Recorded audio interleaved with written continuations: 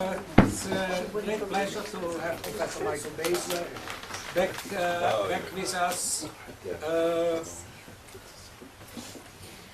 Before I introduce him, the subject, a few announcements. Our next Berman lecture is on the 13th of December, when Willy Lindwer, I would say our house Emmy Award winning filmer will show his movie on the Wannsee Conference. As you know, it is right. It will soon be in January, 65 years after the Wannsee Conference. And on the 13th of December, Willy will be here. Please register, and if for one reason or the other you want to you need to cancel, please let us know, because from previous experiences we have had to refuse people at the end, and I would not like to have empty seats here, because these kind of things are always draw a big audience, and you cannot put somebody behind the library there for a movie, which in a lecture case is still possible. We have other person well known at the center, Rabbi Abe Cooper, the Deputy Dean of the the Deputy Dean of the Simon Wiesenthal Center in Los Angeles, on the recent developments in the last few years as far as terrorism and anti-Semitism are concerned on the internet. It's a very worrying subject, and there are very, very few people who look at the Jewish side of these matters in the world. And today the internet is a major source of learning about terrorists. I spent some time a few weeks ago with a Dutch sociologist of the internet, and I was amazed how much insight he had gotten on Muslims in the Netherlands and Muslim extremism in the Netherlands from looking at the internet. And that was as a professional sociologist, and that was material which I could not find anywhere else in the Netherlands in all the books on the many books on tensions between Muslims and Dutch society. So that's an extremely important topic. And then there is one thing I'm not even sure that we have already put it on the bottom, is on the 2nd of January we have Rabbi Hurst Zvi Weinreb, the head of the Orthodox Union, who will speak on the Orthodox Union. It's probably, even though it's, let's say, budget-wise, one of the major American Jewish organizations. The budget without the kashrut is $20 million, so leave alone the kashrut. It's one of the major American organizations, one of the least known, probably the least known of the organizations here. And it's our aim in this Changing Jewish Community series to get to a situation where to familiarize a selected, an elite public from Israel with the major Jewish organizations in the world. So basically David Harris, the head of the American Jewish Committee, has agreed to speak here in March, and I'm trying to build this up, to build this up slowly in our Changing Jewish Community series. Now to our speaker of today. Michael is professor of law at the Whittier Law School in Costa Mesa in California, research fellow at the Holocaust Education Trust in London, and a past fellow of the Center for Advanced Holocaust Studies at the US Holocaust Memorial Museum. He is presently at the fellowship at Yad Vashem. He is an associate of the Jerusalem Center, of which we are very proud. He is also, as far as I know, the only professor of Holocaust and genocide law in the world. So that makes us even more proud to have him as an associate. And his latest book is Holocaust Justice, The Battle for Restitution in America's Courts. Now, I asked Michael to speak about contemporary legal lessons from the Holocaust in the framework of our interest in post-Holocaust issues, which are the issues which happen after the Holocaust, but are related to the Holocaust. The more simple, at least well-known things, obviously, are the return of the of people into building up Jewish communities after the war, the restitution issue, the war crime issue, the history issue, the conflict between history and memory, how survivors coped. But this is the first time we look at, okay, the Holocaust, how has it impacted on law? First thing which comes to mind, of course, is Nuremberg, but there are many other things, and I'm very, very happy that Michael has agreed to speak to us again.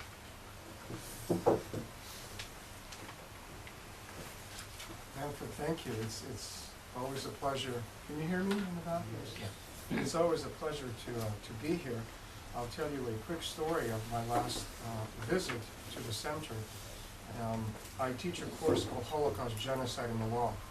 And I've done it all over the world, in various Israeli law schools in the United States. I've done it in Australia. But one of the most satisfying times that I do it is every summer I bring a group of American, Canadian, and Australian students to Israel to study at Bazyler Law School for a month.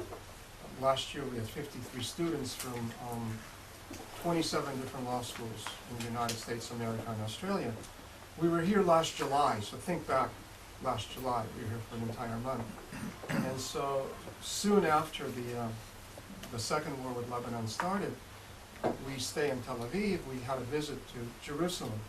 And our very first stop in the morning was here. So to tell you, it's always such a pleasure for me, for the students, and most of the students are here in Israel for the first time, to make this the first stop. And we're always treated very warmly. Manfred gave a wonderful lecture to them. It was literally standing room only. Imagine 53 students plus some of the professors coming here, and we had that very nice reception outside.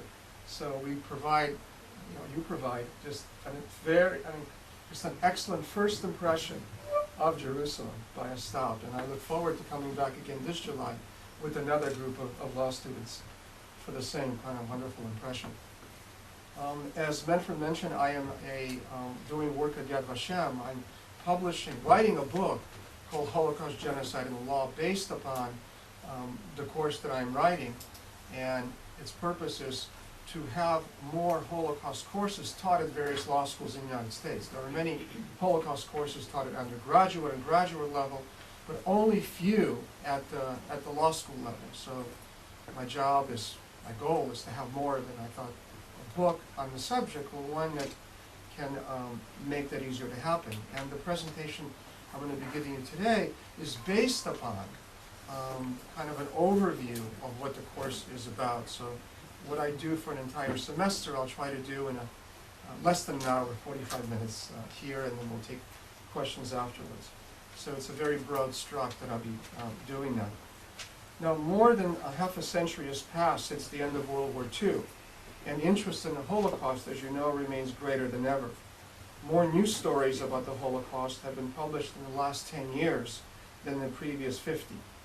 I can tell you from personal experience that in the education field, courses in the Holocaust are oversubscribed, and the student enrollment is diverse. And what I mean by diverse is that I'm very happy that most of the students taking my course are not Jewish. In fact, it turns out that a lot of the Jewish students say, we know this, why do we take another course on that?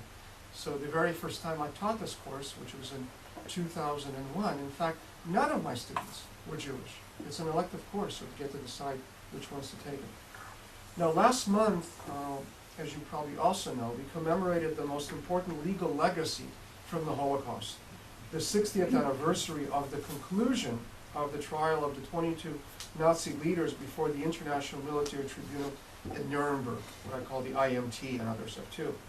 On September 30th and October 1st, 1946, the four-judge Nuremberg Tribunal found 19 of the 22 defendants guilty on one or more counts. 12 defendants, including Hermann Goering, were sentenced to death by hanging. 3 of the defendants were acquitted. In the early hours of October 16th, 1946, the condemned Nazi leaders were led one by one to the dusty old prison gymnasium in Nuremberg, in the jail, and hanged. As you know also that Goering escaped the hangman's noose by taking the cyanide tablet that somebody slipped to him while he was in prison. While in the aftermath of the IMT trial and the later zonal trials, much criticism was leveled at how the trials were conducted, with accusations that the trials were nothing more than victor's justice. The prestige of the Nuremberg proceedings has risen with the passage of time. Today, the so-called Nuremberg legacy forms an important part of modern international law, and the trials on their 60th anniversary are celebrated as triumph of justice. Imperfect as they were when compared to the disasters of the Milosevic trial in The Hague and the Saddam Hussein trials in Baghdad, the prosecutors and judges in Nuremberg appear to have done a fairly decent job of delivering justice towards the defendants at the dock. A critical component in creating the success of the Nuremberg trials, in my view, was the independence of the American, British, and French judges and prosecutors in handling the proceedings. Unlike the Soviet actors in Nuremberg, who took their marching orders from Stalin and his subordinates in Moscow, the Western legal actors at the IMT proceedings and the subsequent zonal trials did not do the bidding of the respective governments, but acted according to their consciences in doing their work. The note of judicial independence was firmly set at the first and most important trial in Nuremberg, the IMT trial. And during the IMT proceedings, the Western prosecutors knew that they had to prove their case for each defendant, with no assurances that the verdict of guilty was a foregone conclusion. In fact, as I mentioned, 3 of the defendants were acquitted. The Western judges likewise saw their role as impartial arbitrators. This was in contrast to I.T. Nikitchenko, the Soviet judge at the IMT. To the great chagrin of Chief Prosecutor Robert Jackson, Nikitchenko announced before the start of the trial, and I quote, "We are dealing here with the chief war criminals who have already been convicted, and whose conviction has already been announced by both the Moscow and Crimea," referring to the Yalta conference, Moscow and Crimea declarations by the heads of the governments. The whole idea is to secure quick and just punishment for the crime. He then famously added, "If the judge is supposed to be impartial in Nuremberg, it would only lead to unnecessary delays."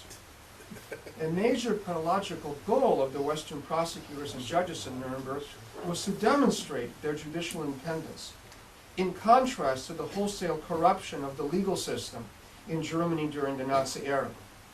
Now, legal scholars are still perplexed how to explain how a highly developed and sophisticated legal system, German law and jurisprudence under the Weimar Republic, became so readily corrupted, and how legal actors, German judges and other judicial officials, lawyers, and also law professors like myself, could so easily become willing accomplices in this process.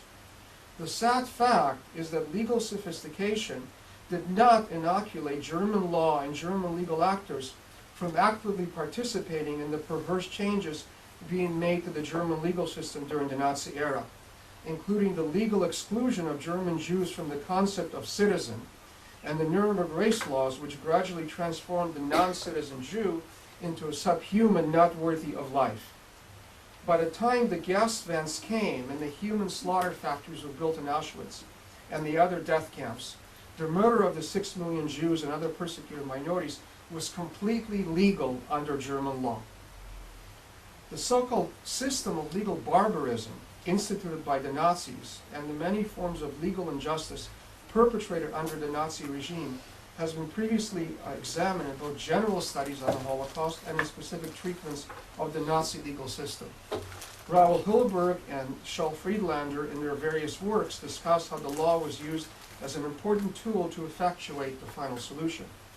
Lucy Davidowitz, in her War Against the Jews, catalogs the various laws targeting Jews, German scholars, targeting Jews. German scholars, and particularly Ingo Müller, in his landmark study, if you haven't read it, I highly recommend it, Hitler's Justice, the Courts of the Third Reich, and Dietmar Meyer, in her exhaustive examination of numerous special laws applied against the Fremdvolksche, the foreigners, in her book called Non-Germans Under the Third Reich, which was just published a year and a half ago in English, helped to shatter the post-war myth of the legal profession in West Germany, that the bench and bar resisted the Nazi onslaught on the legal system and German civil liberties. Mueller, in particular, in his book, demonstrates how German jurists were more than willing, and I now quote his phrase, to quote-unquote coordinate themselves into the new reality created by the Nazis and even to profit from it. Now, the first post-war examination of the legal system of Nazi Germany took place during the so-called justice trial at Nuremberg, one of a series of trials conducted in the American zone after the conclusion of the IMT trial in 1946. The defendants, German judges and Justice Ministry officials, offered as their lead defense the point that they were now being prosecuted for acts that were perfectly legal under German law. The American judges hearing the case rejected their argument, finding that the Nazi Germany was a criminal state whose laws could not be given the label of legality, the label of quote-unquote law. Now, this jurisprudential conundrum that everything done by lawyers, government officials, and judges was in accordance with existing German law and procedure and so cannot be criminal, however, was not put to rest by the justice trial. It still today poses a dilemma for each generation of legal scholars trying to reconcile how the Holocaust could simultaneously have been both legal and criminal. The subject was directly confronted during the famous Hart-Fuller debates taking place during the 1950s and 60s. British legal scholar H.L.A. Hart, all of us in law school studied him, and his American counterpart, Professor Lon Fuller at Harvard, were one of the most legal theorists of the 20th century. In a series of law review articles and later in their individual books, Hart and Fuller used the Nazi law's legal conundrum, which I just mentioned, as the background to argue their opposing views of the meaning of what does it mean for it to say something is quote-unquote law. Hart was a positivist par excellence, who argued that Nazi laws, though wicked, were like any other laws to which fidelity must have been observed by the subjects of Nazi Germany. Fuller was a proponent of natural law, contending that every law must be examined through the filter of what he called inner morality. For Fuller, since Nazi laws were immoral, they cannot be granted the status of law. Hart disagreed, conceding that laws may be immoral, but their immorality does not disqualify them from being law. Now, the debate about whether to label what came out of the Nazi legal system as either law or not law has limited, I realize, practical importance. It's a discourse between legal theorists, offering few lessons for modern-day legal controversies. Robert Cotterell, in his The Politics of Jurisprudence, incisively describes the theoretical nature of this dispute, and I quote, "There's often a sense that in the battle of arguments, no one ever wins, and further that there are no reliable criteria by which one could recognize victory anyway. The disputes seem timeless, the issues never resolved. Decade after decade, positivists and natural lawyers face one another in the final of the World Cup. Victory goes to one side, now to the other. The legal theorist can only cheer or jeer, label his opponent a moral leper or a disingenuous romantic." Isn't that a beautiful quote? Now, after the events of September 11, 2001, I believe that an examination of the legal system of Nazi Germany can no longer be limited to these theoretical discussions about the nature of law. Rather, the focus must now return to the task taken up during the justice trial, examining and explaining the behavior of the German legal actors during the Nazi era. In his 2005 study, Law After Auschwitz, Towards a Jurisprudence of the Holocaust, English law professor David Fraser correctly notes that the tools and techniques of judges and lawyers during the Nazi era were little different from how judges and lawyers behave in modern liberal democracies. Fraser sees the Holocaust as, quote, "the culmination of the acts of ordinary people in the ordinary course of events within ordinary governmental and legal structures." Throughout the Nazi period, he makes the important point, German lawyers continued to act as lawyers. Judges judged, and even while Auschwitz spewed its smoke and ash. Law continued while 6 million died. Bernhard Loessner, the expert on Jewish affairs in the German Ministry of the Interior, saw himself to be a good lawyer who conscientiously both drafted and applied laws having to do with his job of legally persecuting Jews. Now, if German legal actors could have been so easily corrupted, should that not be taken as a warning to other nations whose political structure is also based on the rule of law? A major impetus for the willingness of the German elite, including its legal elite, to first acquiesce and then participate in the Nazi horrors was the perception that Germany was being threatened both internally and externally. This precondition becomes especially relevant to the current predicament being faced by democratic societies living in the age of terrorism. In the aftermath of 9/11, and with the subsequent bombings in Bali, Madrid, and London, and the recently foiled plot to blow up planes flying out of Heathrow, one of the major legal and political dilemmas facing all liberal democracies is how to balance the new necessity to protect national security through enactment of anti-terrorist legal measures with the need to maintain those civil liberties which signify the hallmarks of a democratic society. Israel and its judicial system, of course, faced this dilemma long before the World Trade Center's towers fell.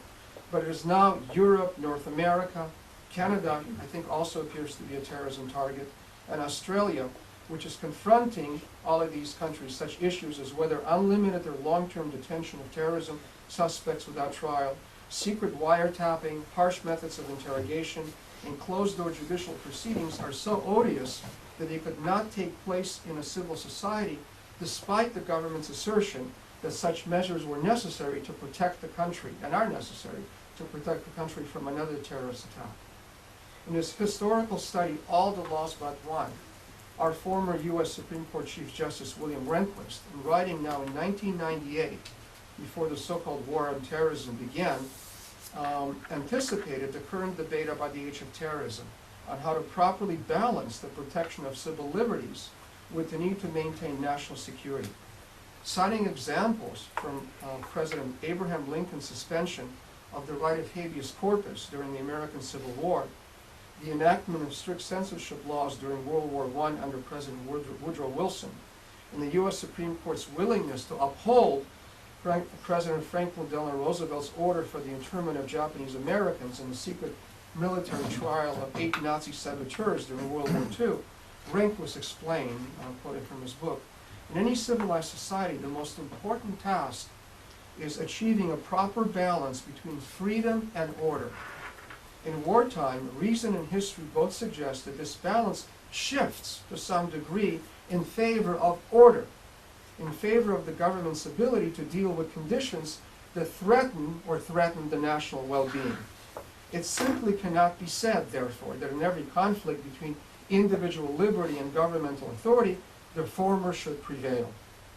Exhibiting, I think, prescience about the behavior of the current administration of George W. Bush, which coined the term war on terrorism and views the current situation as equivalent to war, Rehnquist noted, there is no reason to think that future wartime presidents will act differently from Lincoln, Wilson, or Roosevelt, or that future justices of the Supreme Court will decide questions differently from their predecessors.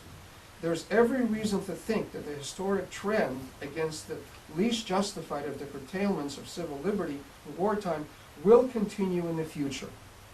It is neither desirable nor is it remotely likely that civil liberty will occupy as favored a position in wartime as it does in peacetime. But it is both desirable and likely that more careful attention will be paid by the courts to the basis for the government's claims of necessity as a basis for pertaining civil liberty. The laws will thus not be silent in time of war, but they will speak with a somewhat different voice. Former President and Chief Justice of the Israel Supreme Court, Aharon Barak, makes a similar point. He says, we the judges in modern democracies are responsible for protecting democracy both from terrorism and from the means the state wants to use to fight terrorism. We need laws most in times of war. Now, examining legal barbarism and the role of German legal actors during the Nazi era for the purpose of seeking lessons for today, and I want to stress this, is not the same as making some sweeping analogies comparing Bush to Hitler, or as was done by one U.S. Senator in June 2006, earlier this year, comparing the U.S. military's Guantanamo prison facility to a Nazi concentration camp. Rather, it is examining how the German legal system and its actors, and especially the judiciary, allowed Hitler, the Hitler dictatorship, to take place and subvert the entire system of laws to the will of the Führer. The critical period, I think, is from 1933 to 39, when there was still a possibility of legal resistance. It is this period that can provide the greatest lessons for today. Moreover, there is a benefit to examining the extreme situation of legal barbarism presented by Nazi Germany for learning lessons of how to maintain the rule of law in time of threat.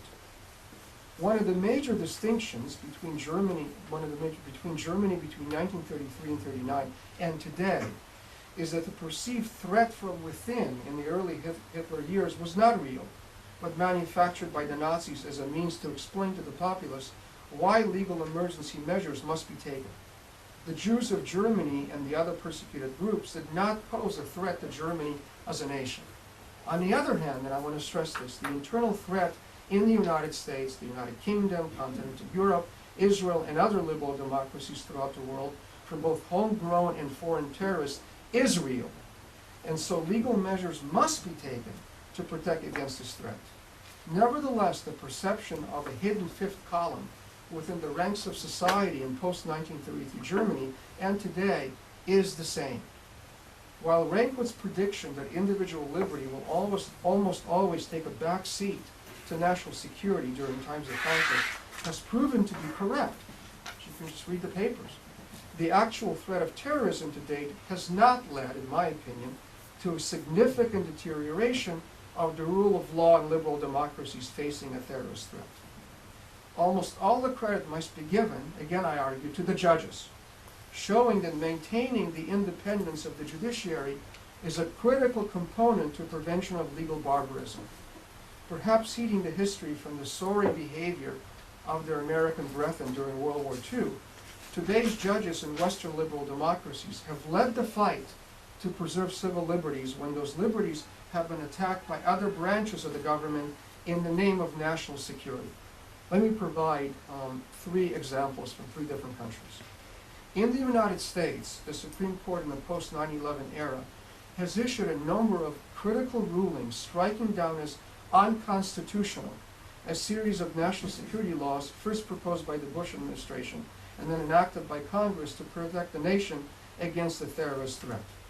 The majority of the Supreme Court justices held that even in the face of a national security threat, the President and Congress cannot take away critical liberties of its citizens. Likewise, in the United Kingdom, the law lords have struck down a number of laws passed by Parliament in response to the threat of domestic terrorism, finding such laws as incompatible with the civil liberties enjoyed by residents of the UK. The most dramatic example took place in 2004, when the House of Lords struck out portions of the British anti-terrorist legislation, which allowed the indefinite detention of suspects. And I quote from the opinion of Lord Nichols: "Indefinite imprisonment without charge or trial is anathema in any country which observes the rule of law." In December 2005, in a further reaffirmation of the rule of law in the UK, even in the face of the increased terrorism threat after the London bombings, the law lords ruled that evidence obtained by torture cannot be used against terror suspects in UK courts. Finally, and obviously this is something that people here know more about than I do, the Supreme Court, sitting as the High Court of Justice in Israel, has played a critical role in balancing the need for laws and other measures to protect against the state of Israel against terrorism with the need to maintain those civil rights which are a critical component to preserving Israel as a democratic state. As an example, the Supreme Court in 1999 banned the use of torture in interrogations. In the court's anti-torture decision, the Supreme Court President Aharon Barak noted that Israel, because of its adherence to the rule of law, has to fight terrorism with one of its hands tied. In 2005, in the case of the Palestinian petitioners against the government of Israel, the Israeli Supreme Court determined that the government must find an alternative route to the West Bank security barrier to lessen the impact on the rights of the resident Palestinian civilians. With the threat of future 9/11 style terrorist attacks still looming large, a final evaluation currently cannot be made about whether legal actors in today's liberal democracies will continue to handle themselves more responsibly than how German legal actors conducted themselves between 1933 and 1945. It is a well-known adage that democracies are precarious institutions, and that constant vigilance must be maintained to preserve such democracies from undue government encroachment. Remembering the sorry behavior of German judges and lawyers during the Nazi era can play an important role in making sure that today's democracies, faced with the threat of terrorism, do not transform themselves into legal tyrannies. Thank you.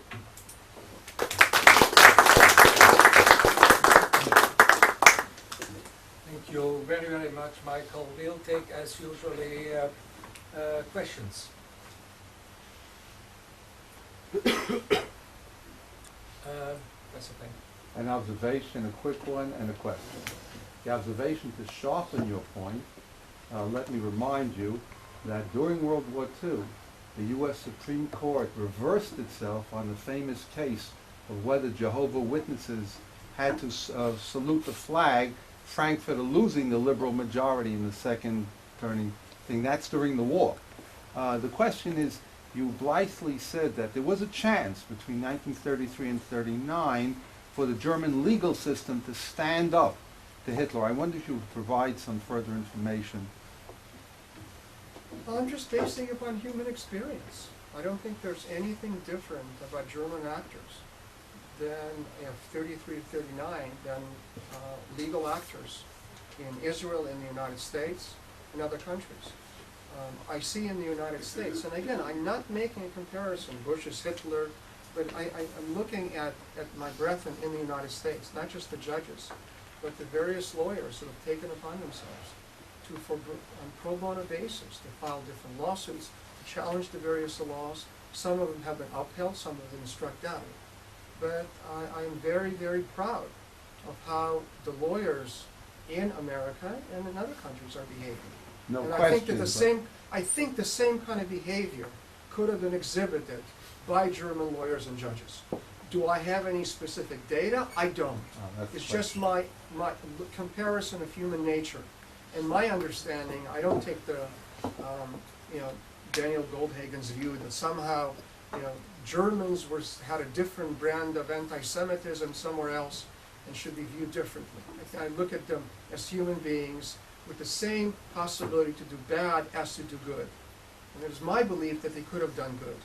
And I look at specifically the legal actors. Let me give you one specific example, which I'm very sorry about. This is during the time that the various law professors were thrown out because they were Jewish. As you probably know, a significant portion of the German legal profession was Jewish. And so who were the professors who took their places? These would be the junior, non-tenured, non-Jewish professors, who became the professors that taught the post-war generation of Germany. So they themselves benefited from that. And I understand, as a young professor trying to get tenure, if you see the possibility of a rare slot opening up, do you protest because that Jewish professor is thrown out? I hope so. They didn't do that.